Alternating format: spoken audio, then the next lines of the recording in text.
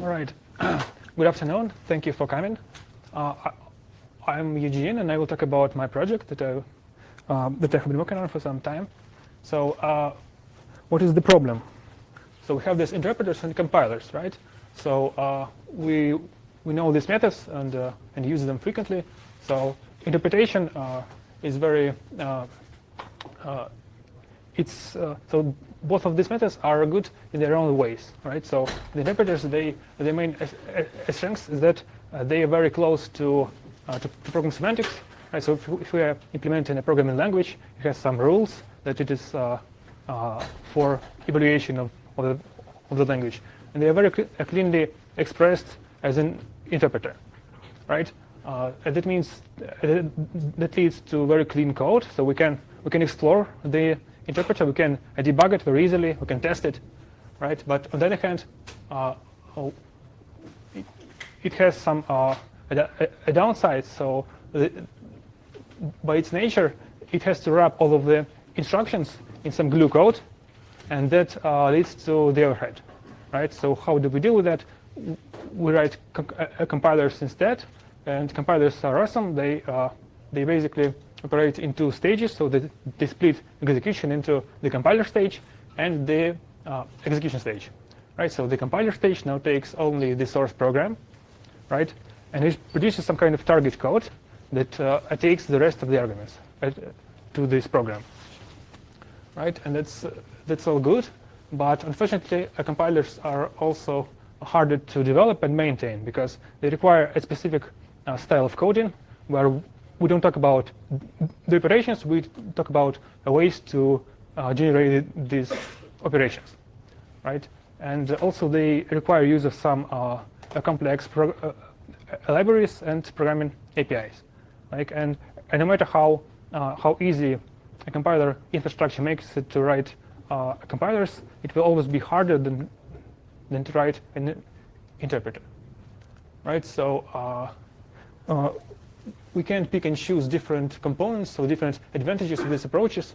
So we have to either pick an interpreter and we get clean code, but slow execution. Or we can pick a compiler and we stuck with the code that is harder to grasp, right? But what if we could pick and choose? So what if we could pick direct translation semantics property, and that would lead to code that is easy to explore, to debug, to extend, but also get the multi-stage execution with the corresponding properties for performance. And luckily, this still exists for quite some time, since the 70s, and it's called partial evaluation. So what is a partial evaluator? It is a program that takes another program and some of the arguments to that program. And it produces a representation of another program that takes the rest of the arguments. So the arguments are split into two groups, right? The first group is passed to the partial evaluator, and the second group is passed to the program produced by this partial evaluator. And we already see that if we apply it to our interpreter with the source program as one group and arguments as the other group, what we get is pretty close to multi-stage execution that we used a compiler for, right? And all of the analysis were done at this first stage that it takes only the source program, and the compiler stage it doesn't have access to the program, and it doesn't have any analysis and transformation passes. And here we can achieve the same result. We can embed all of the analysis and transformations in the first stage, and the compiler program will be free of these extra overhead layers, right? So, right. Well, first, the remark, it requires all the arguments to be separated, right? So if we want to apply this method to any interpreter, we need to specify which arguments go to which stage, okay?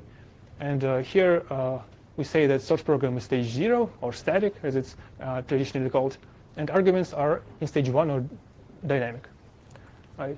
We have to make some additions to that, some adjustments. So first of all, we don't really want this mix here, so this partial evaluator, because the program here, the source program, is just another argument to our interpreter.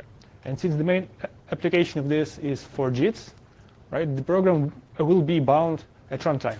We don't know it in advance, right? But here, in the above picture, we have to partially evaluate the interpreter every time to reprogram, right? And that adds its own level of interaction and its own interpretation overhead.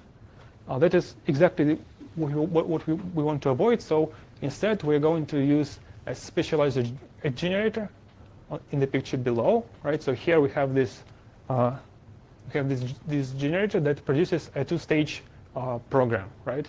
So we can run it at compile time and produce our two-stage specializer that then takes the source program in one stage, the arguments in a second stage, and produces the result, right? Yeah, and also why not generalize to multiple stages, right? And for example, we could have a system where that processes some queries to a database, for example, right? And it can have multiple levels of parameters, right? So in one stage, we can have like prepare statements. So it is a broad description or a plan of a state of a query or of some kind of query or procedure that we want to interpret. And we can already specialize our interpreter with respect to this prepare statement. And then for each query, the parameters that we get like from a system or some component, we can emit code pretty fast, and the resulting code will be specialized to our query. Right? So what we want is we want for our generator to emit a multi-stage program, right? Okay, so let's build it, right?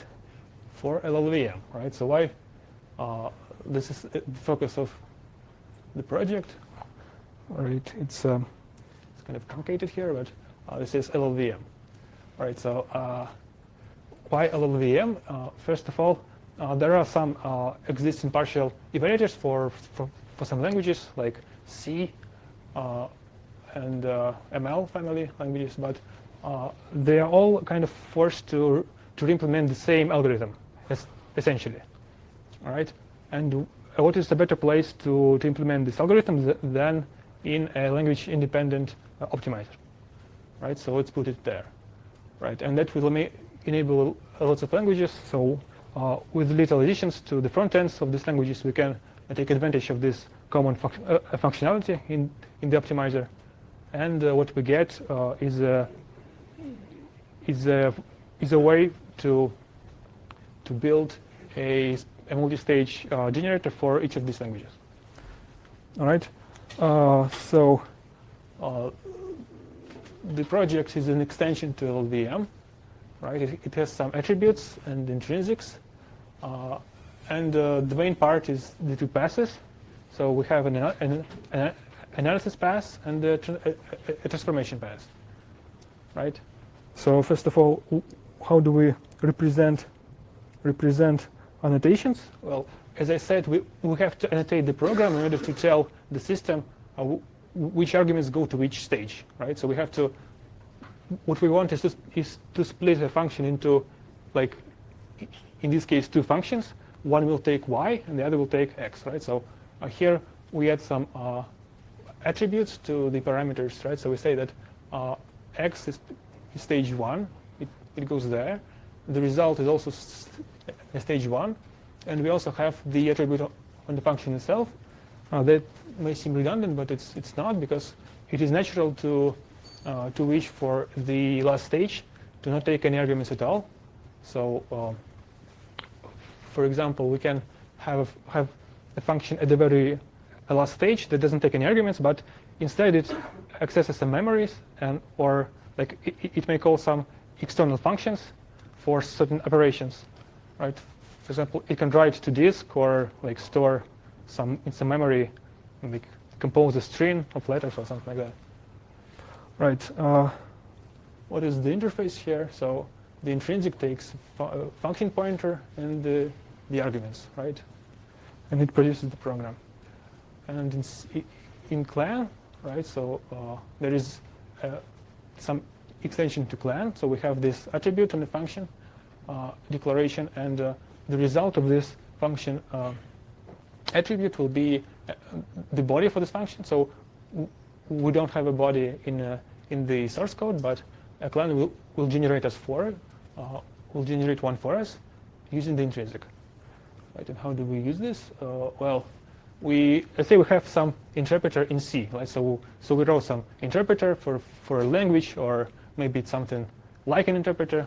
Like maybe we match some grammars. So we have some grammar descriptions and a string. Right? So we add the attributes to the arguments to declare which arguments go to which stage. Right?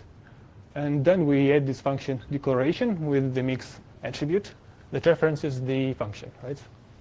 And then we need to have some layer that translates the representations of programs into object code.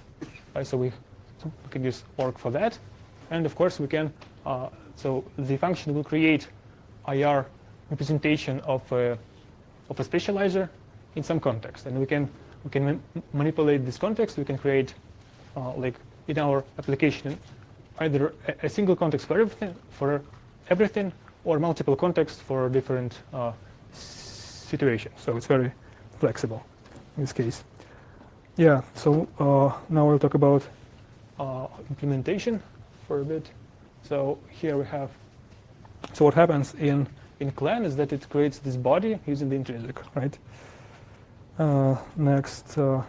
The intrinsic in the optimizer will be replaced, expanded into a function call. So this function is actually like the main power horse.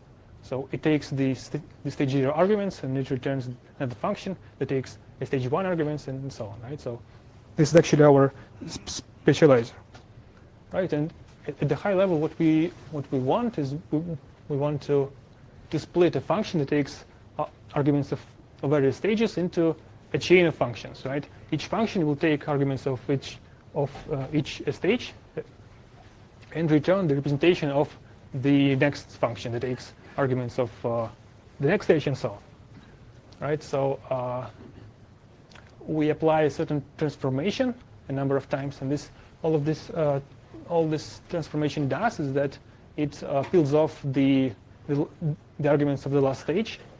Right? It removes them from the original function, and it replaces the result with the function or representation of a function that takes these peeled off arguments and returns the old result.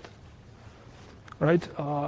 Let's go down to IR. So yeah, we have function f here with the arguments x, y, and z. The argument z is in second stage, stage 2.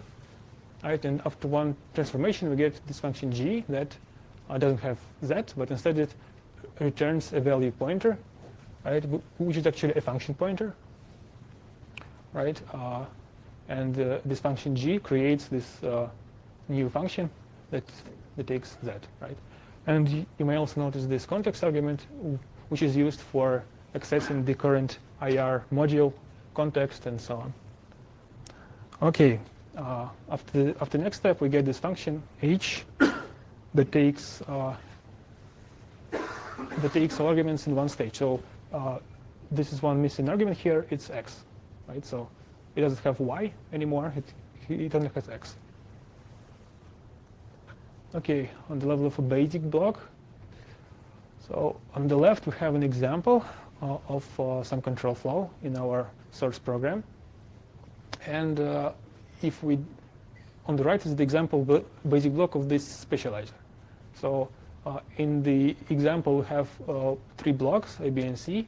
Block A is in stage 0, and 2 instructions in stage C, in basic block C, are also in stage 0, right? And everything else is in stage 1, so dynamic. And what we see in the generated code here is that we only have one block for A, because A is the only static block.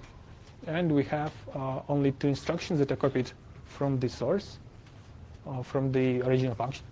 And the rest is replaced with calls to LLVM C API, right, to recreate this control flow graph. So we have this calls append basic block here that create, these calls create blocks B and C. And we have some instructions like build binary operations here that creates the add. Yeah, the add in block B. All right, and in general, all static basic blocks are transformed into basic blocks in the specializer. All instructions that are static or of stage less than the current stage are copied as is, essentially, and everything else is replaced with calls to LLVM C API, right, to recreate this at the next stage. Yeah, so with calls, so we would like to support not only one function, but a set of functions, because the interpreters are written as a set of functions typically. Yeah, and what we want is to stage all these functions at once. So first of all, we gather the set of functions that form the interpreter. Then we apply this transformation once. So we lower all the functions at once. And while doing that, we replace the calls with pairs of calls. So the first call will go to the function that is a specializer for this stage. So here we have a call to f.mix here. But this is a generated function that that specializes this function f, right? And it returns a function for the next stages, right? So it only takes x here, and it returns a function that takes y. And so we build calls in the next stage that that call this returned function on the previous stage, right? Yeah, so we have the pair of calls. This is the normal call, and we have a LLVM build call here to recreate this call later. So what happens to the control flow graph? So we have some control flow graph at the beginning. It is truncated, but you can see the idea. So we have some basic blocks. So green blocks are of stage 0 here, red blocks of stage 1, and white of stage 2. And what happens after one transformation, we eliminate all white blocks. We fold them into the block A. A1 here, or like C1 here, right? So and on the next stage, we fold all of the red blocks that are left into block A0, right? So block A0 will create these blocks. And actually, what happens is that it won't recreate this graph exactly. It will unfold it, right? It will create the control flow graph from the basic blocks of the corresponding blocks here, right? Folded blocks, right? So here we have not the loop, but the unfolded loop with 2 iterations, and on the next in the next stage we get like a similar kind of graph, right? Right. So now we talk about binary time analysis. So we assumed, so the previous section talked about how we separate one function into a chain of functions, right?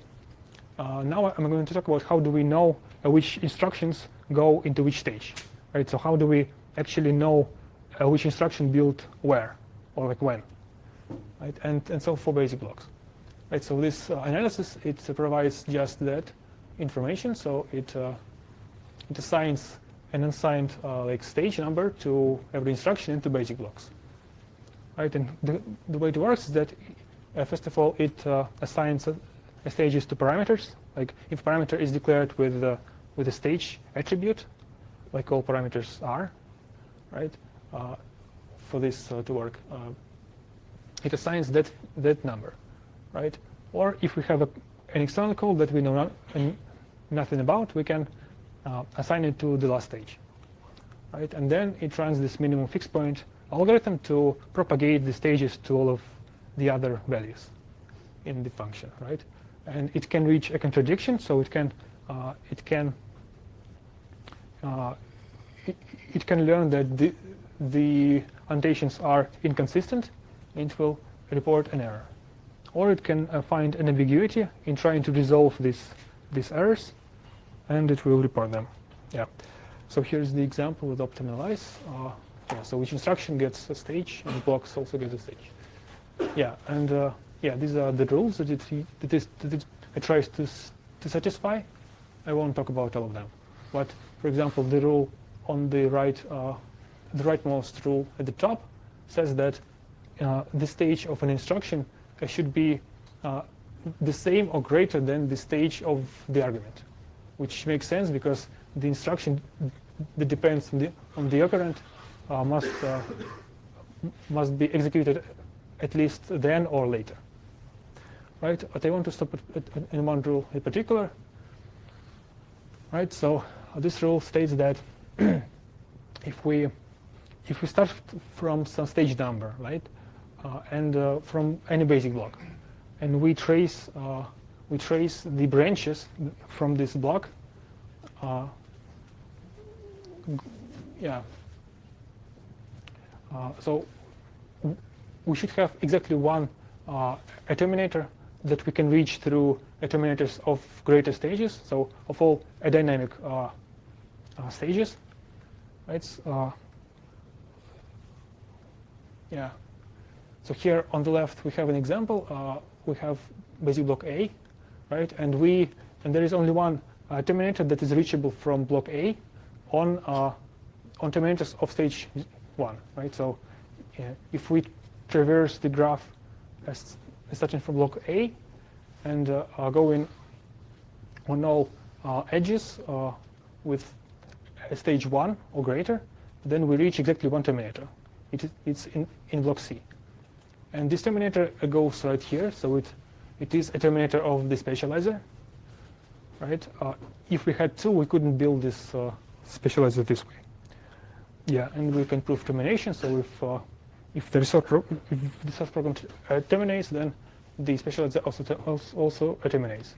And this is it's very easy to remove some of the rules and to get to the situation where we have a specializer that doesn't terminate, but the source program did, right? And that would be a problem. Okay, so the approach so far works great until it doesn't work, and this is because it is really strict about mixing static and dynamic computation, right? So here we have an example. So we have a function eval that takes some pointer to a node, right? And you can think of it as an AST node. So we know everything about this node at compile time. But here we get an error because the loop in this function f, it goes through all the nodes until the node returns a non-zero value. And since this condition is dynamic, the branch is also dynamic, and the fib functions in this loop header are also dynamic. All right, this follows from the rules of binding times, right? And that means that we have a contradiction here because the parameter to eval is of stage 0 as declared, but the argument is of stage 1, right? So how do we deal with that? Well, we had a built-in. So the problem was that this call it combined both the static and dynamic parts, right? So we evaluated both calls at once in one block and controlled by the same condition, right? But we can separate it into two parts, right? So we can have one loop that is very static, right? That goes through all the nodes and stores, and it only performs the call to the specializer, and it returns the function pointer to the next stage. Okay, so we can store these function pointers in a variadic array in C, and in the next loop we can call these pointers instead of the eval function. And this way, on this line, we can specialize eval to every node, right? And here we just call these function pointers, right? So one caveat: this doesn't work with the normal code gen because it requires a JIT, right? So this means that previously we could maintain the same code base for our interpreter and for the specializer, but now in some cases we have to diverge. We have to introduce another like a function or two just for a specializer to deal with some issues, right? This is the residual code, right? So the first loop is completely unrolled, and the second is a normal loop. Yeah. So now we'll talk about some examples. So this is the base case, sort of. So we have some expression tree of operations, and we specialize it to some particular expression, right? And on the left we have a recursive function with the switch, right? And on the right we have a single basic block. Yeah. So, and the similar example with convolutions. So we have our 4 nested loops, and we can replace the 2 innermost loops with 1 basic block that just applies, that is very specialized to our kernel. Okay, so it only has like 9 operations. Okay, string formatting, similar. Yeah, so in these cases we have some improvement. So here, like in 3 or 4 times, or even like bigger than that. Yeah. Now I'm going to show some of the example with the dynamic control problem. So here we have a bytecode interpreter, and it has some instructions that operate on some register machine. Right? So we have some registers, we have some operations to load a value into a register, to add them, and so on. And all is good until we have this jump instruction, jump on a condition, right? And it exemplifies this dynamic control, because now this block branches either to the end of the like either to the loop header or to this block with this operation, right?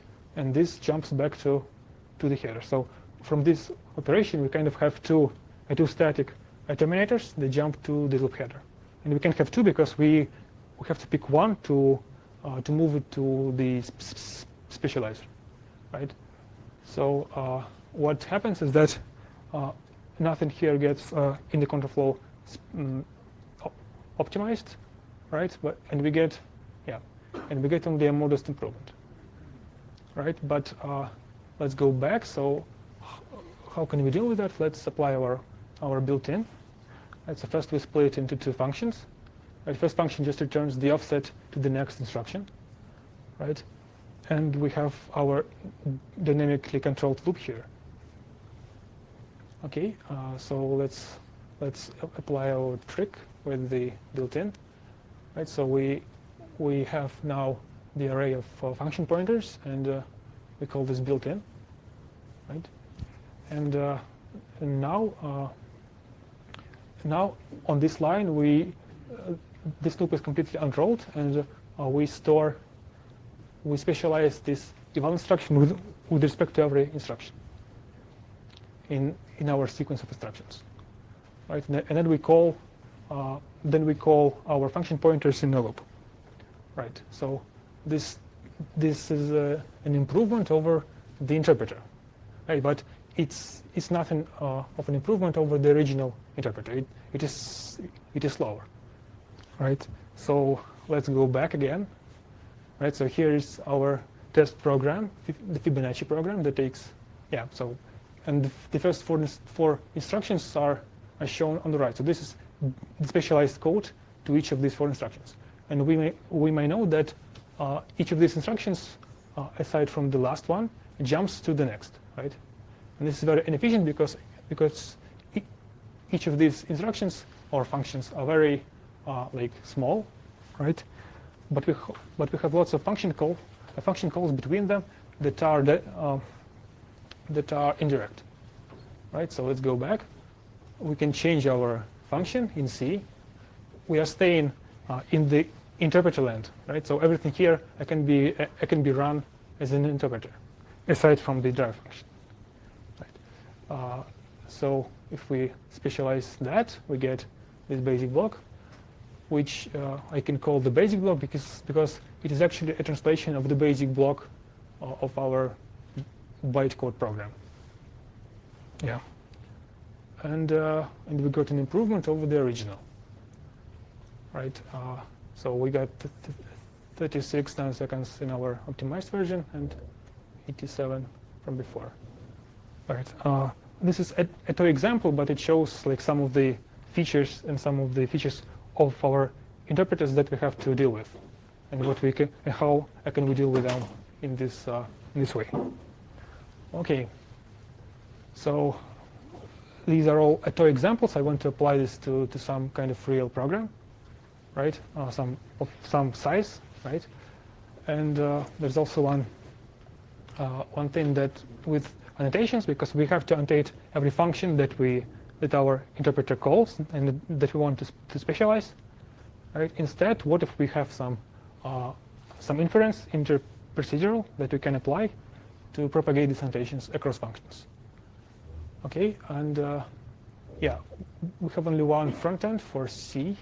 Like, it's very easy to write because it doesn't have to do anything. You just it has to translate these attributes down to IR, right? But I only have one front end to show, and yeah, that must be it. Yeah. Okay. Do we have any questions?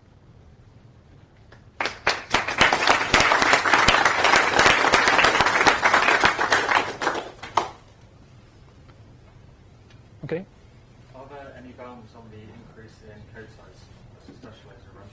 In code size, yes, there is an increase. In code size, I didn't measure it, but yeah, there is an increase.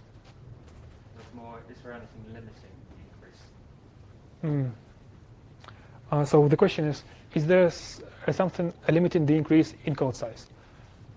No. Currently, there is nothing like that. So the code size can explode significantly. Yeah, and this is a problem potentially. Yeah. Any other question?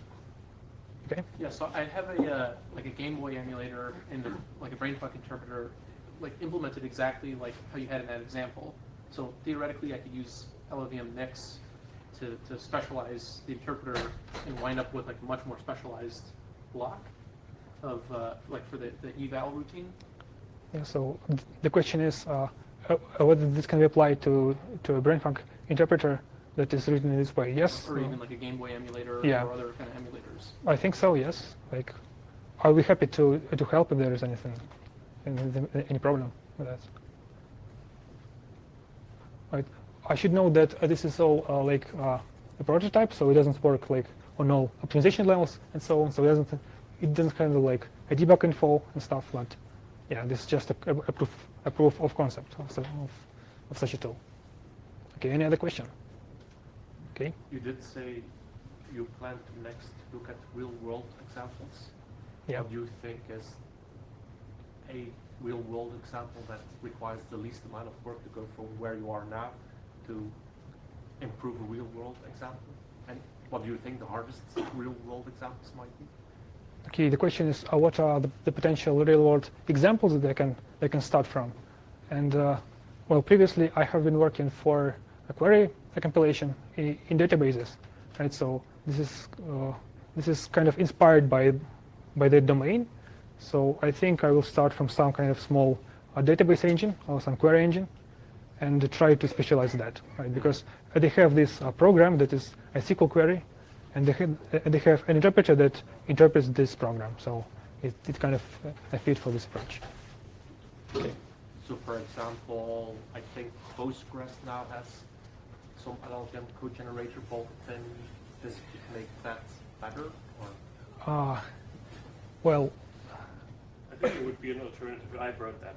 Oh, So, okay. I think it would be an alternative because we manually generate the IR and do the specialization by hand, basically. Right. But there is an interpreter that you could unroll with an input program in theory. Yeah. yeah. So there is a JIT compiler in the latest Postgres version. Yeah, for expressions and for queries, even like some parts.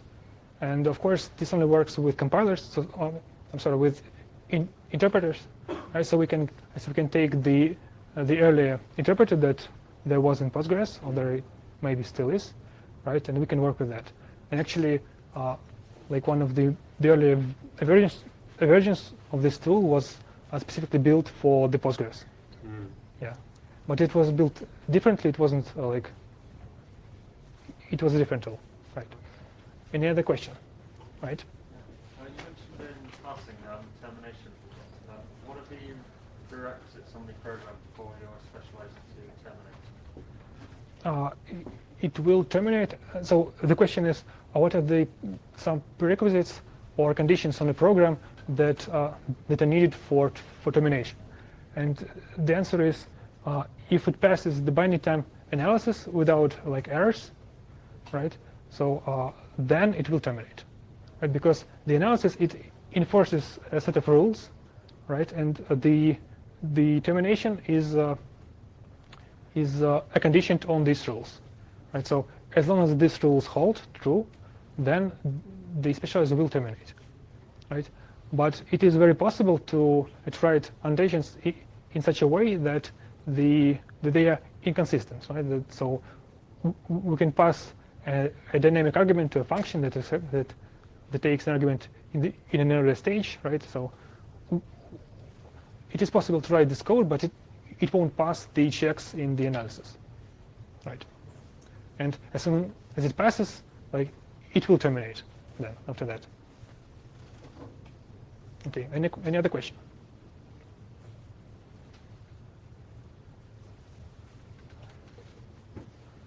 Okay. How does it relate to previous attempts of partial evaluation in LLVM? Like, I think there's something like LLPE. Yeah, there is So the question is, if this relates to previous attempts for partial evaluation in LLVM, like LLPE. Yes, there is LLPE, which is built a little bit differently, very, very differently. It works without the analysis part. So we cannot, the difference, as I can describe it, is that the LLPE, it works in a single stage. It is an online partial evaluator, right? So we don't have the intermediate annotated representation to explore where, what parts will be executed in which stage, right? And the second part is that as soon, LLP doesn't have memory annotations, and it is hard for them to add them because it kind of requires this compiler integration, right? And what this project has is it can annotate some types or some fields in some structs or some variables in such a way that we can partially evaluate loads and stores to these variables, right? And in general, LLP is more focused for input and output partial evaluations of some files or some input that the program can take and be specialized to. And this is kind of more, it has a different focus. It is a focus more on interpreters that are not as standalone programs, but are parts of some other program. Yeah. That is, yeah, okay. Have you done any analysis how much performance you gain by doing the specialization in multiple passes rather than in one combined pass? Well, so the question is, what are specialization benefits of having multiple stages, right? And it all depends on application, right? So if we take this, for example, with query a compiler, right? If we take multiple parameters for one query, then it is profitable to specialize it multiple times, right? And each time we do it, we either pay this additional overhead if we don't have the previous stage, right, in between. So can maybe jump to the slide, right? So it only makes sense to add, for example, stage P1 here if the code that is returned from this stage will be executed more than once. If it is executed 1,000 times, then it is obviously more profitable to add this stage here.